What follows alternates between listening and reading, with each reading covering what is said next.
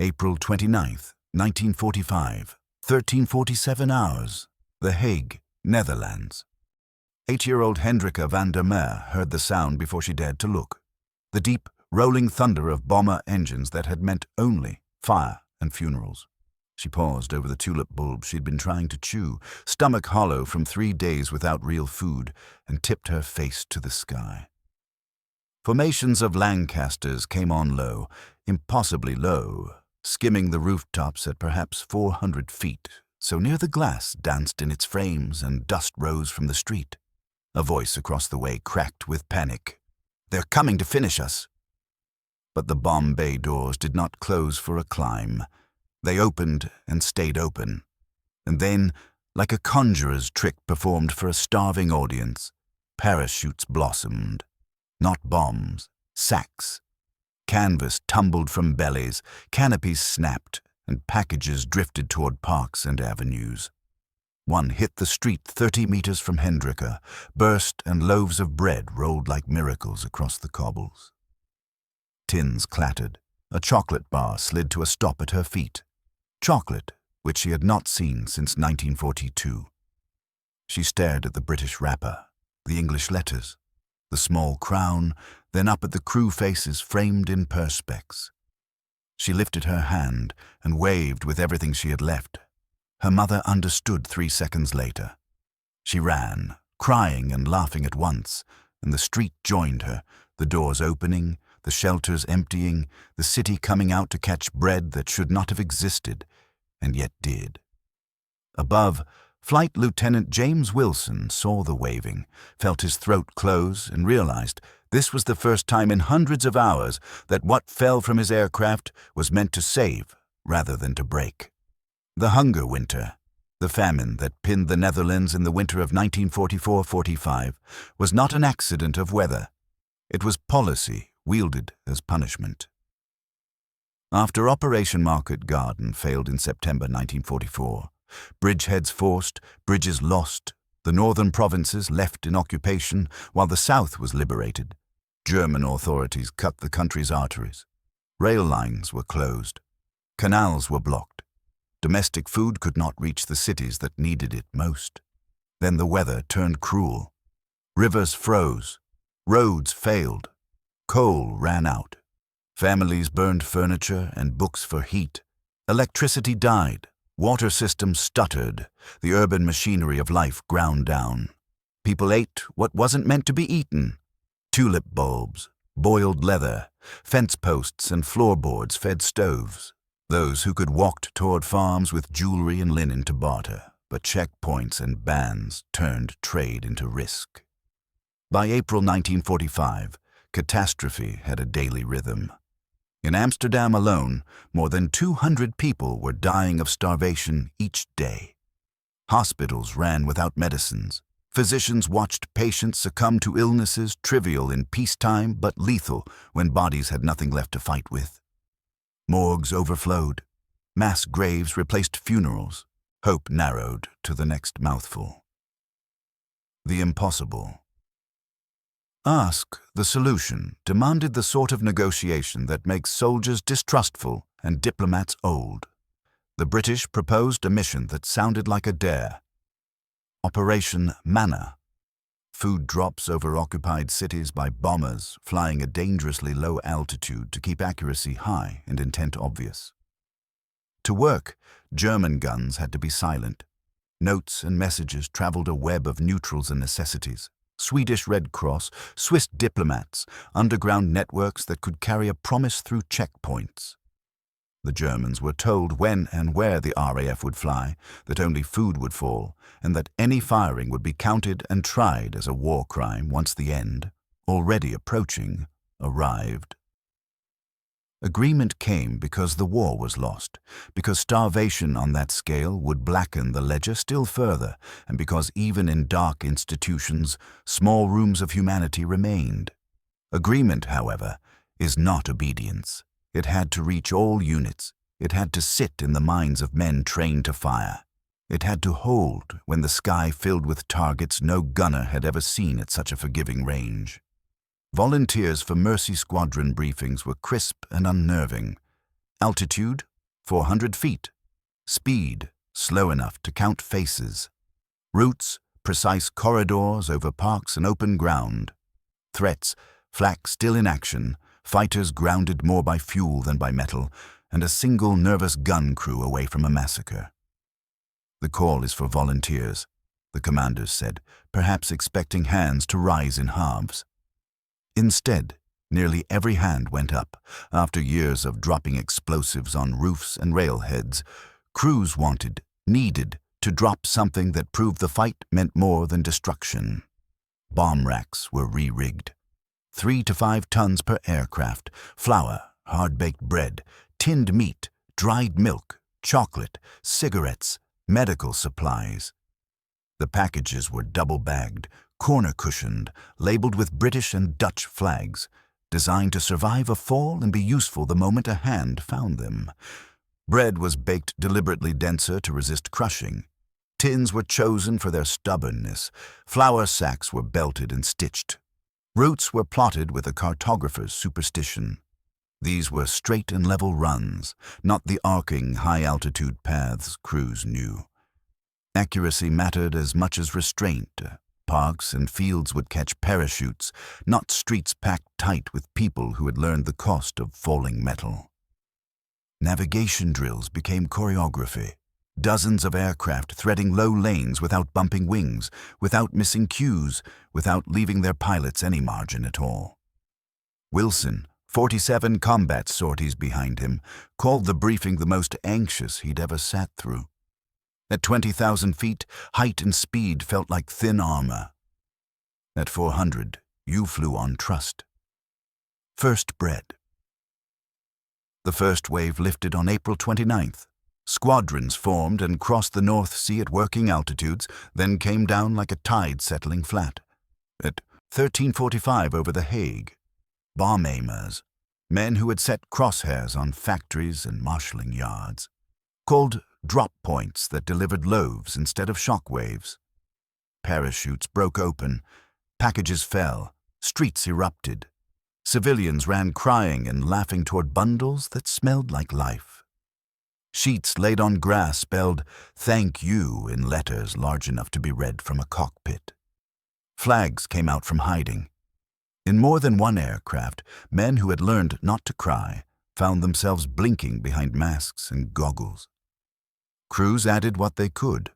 A flight engineer scrawled a message on a chocolate wrapper, "With love from England, hold fast," and pushed his own rations through a window.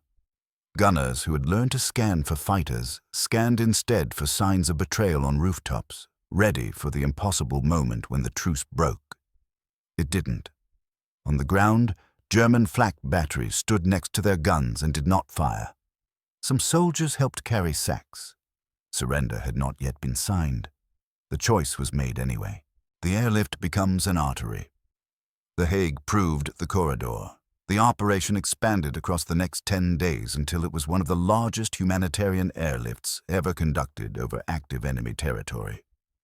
The RAF flew more than 3,000 sorties, dropping roughly 6,000 tons. The U.S. Army Air Forces joined with Operation Chowhound, adding their bombers and their tonnage. Combined, over 11,000 tons fell to Dutch streets, schools, and parks, while the swastika still hung over administrative buildings. Tempo matched combat. Multiple sorties a day. Tight formations. Weather briefings like exam questions. The Dutch resistance pivoted from sabotage to logistics, coordinating collection and distribution, so food reached the hungriest first. Local officials and Allied liaisons sketched drop maps on tables and fences. The cargo diversified. Staples first, then dried milk for children, antibiotics and bandages for hospitals. Finally, seed for planting so food would still exist 6 weeks out. Calories mended bodies. Symbols mended spirits. Packages with crests and flags told families, told children that the world beyond checkpoints remembered them and was coming. The knife-edge success made the mission look inevitable. It wasn't. Every run was a calculation that could go bloody. Guns were loaded and crews trained. Fighters still sat on runways that had not vanished. Fuel was scarce, but not mythical. An American bomber strayed off-line near Rotterdam and nearly paid for it until resistance signals reached a German unit in time. Elsewhere, a flak battery tracked a Lancaster until the commander, jaw set, ordered barrels down. Weather hit the formations with April's usual indifference. Rain, crosswinds, fog that made low-altitude navigation a blind man's problem. One bomber took a lightning strike, lost electrics, and still held course long enough to release into the right field before turning for home. Losses to enemy action were 0. That was not fate. It was choices compounding in the right direction. Wilson said it later without romance. We'd risked our lives dropping bombs often enough. If we were to be killed for anything, food would do. Bread before, Flag's timing braided Manna to liberation. On May 5th, German forces in the Netherlands surrendered unconditionally. Canadian and British units moved into cities within hours to finish what Market Garden had tried and failed to do 8 months earlier. Operation Manna had kept thousands alive for a few more days. The days required for flags to be waved from windows without punishment. The welcomes were celebrations scaled up from private gratitude. Soldiers were swallowed by crowds, flowers on shoulders, children hoisted, songs sung. Families sought out tankers and truck drivers to thank them. They sought out air crews with photos, parachutes over the park, mothers dividing bread, a child with chocolate on her face as solemn as a ceremony. The difference between survival and death, people said. Between despair and holding on. Some brought sheets with the faded "thank you" stitched into them as if thanks itself had become an heirloom. The last sortie, Wilson's last humanitarian run, lifted on May 4th, hours before surrender. The Lancaster hauled flour and medical supplies to Rotterdam, and he flew the profile the way he had flown night raids, by habit and attention, by the knowledge of where everything in the sky belonged. Packages away, parachutes counted. Civilians below, this time not running from anything, but toward. He had seen cities burn. He had watched aircraft turn into second suns in the darkness. He had gone to bed too often counting who hadn't made it back. But nothing in his war felt closer to its meaning than that pass over rooftops where bread fell instead of fire. Not merely defeating an enemy, but proving that victory meant more than the absence of the enemy. Proving, as he banked toward the sea, that civilization is not a word in a speech, but a decision made at altitude and on the ground. They climbed. England appeared as a line, then a shore. The bomb bay was empty. The aircraft was light. The men inside carried more than they had brought. What it took, the mechanics of Manna deserved their own honors. Aircraft modified so destruction could carry nourishment. Bomb aimers recalculating arcs for sacks and bread rather than explosives. Pilots flying straight and level within rifle distance of guns because accuracy mattered more than invulnerability. Gunners scanning unblinkingly for any twitch of a barrel that meant the world had chosen cruelty again. Dutch civilians organizing with the speed of need. German commanders choosing not to fire. It was soldiering of a different sort, but soldiering all the same. Discipline bent to mercy without breaking form. The work after the war's formal end came within days. Occupation and rebuilding began. Bridges, governments, schools, the slow civic work grief always demands. But Manna had already written a kind of foreword for that future. It said, power can be used to preserve. Risk can be chosen for someone else's children. Victory can be defined by what you save, not only by what you stop. The Dutch remembered in the way grateful people do. Stories at tables, photos in albums, a line in a schoolbook. The pilots remembered in the way tired men do, quietly, with pride they didn't have to explain to anyone who had stood in a briefing and raised a hand. Hendrika's chocolate. On the street in The Hague, Hendrika turned the chocolate in her small hands as if the letters might disappear if she blinked. She broke off a square the size of a coin and placed it on her tongue like a sacrament. Her mother, bread under her arm and tears drying on her face, waved again at the aircraft riding the edge of the city and the edge of possibility. Years later, when she told the story to a grandchild who did not know hunger as anything but a word in a book, she would always pause here and say, "We thought the sound meant death. One day, it meant bread." What manna proved bombers are blunt instruments in most histories. In these days, over these cities, they became something else. Operation Manna did not end a war. It did not change borders. It did something rarer. It clarified what the war had been for. It demonstrated that a nation could fight without surrendering the meaning of fighting. It showed that mercy is not a footnote to victory, but part of its definition. It gave men like Wilson a mission they could hold in their hands afterward without flinching. And it taught children like Hendrika that the sky, which had taught them to fear, could learn new lessons.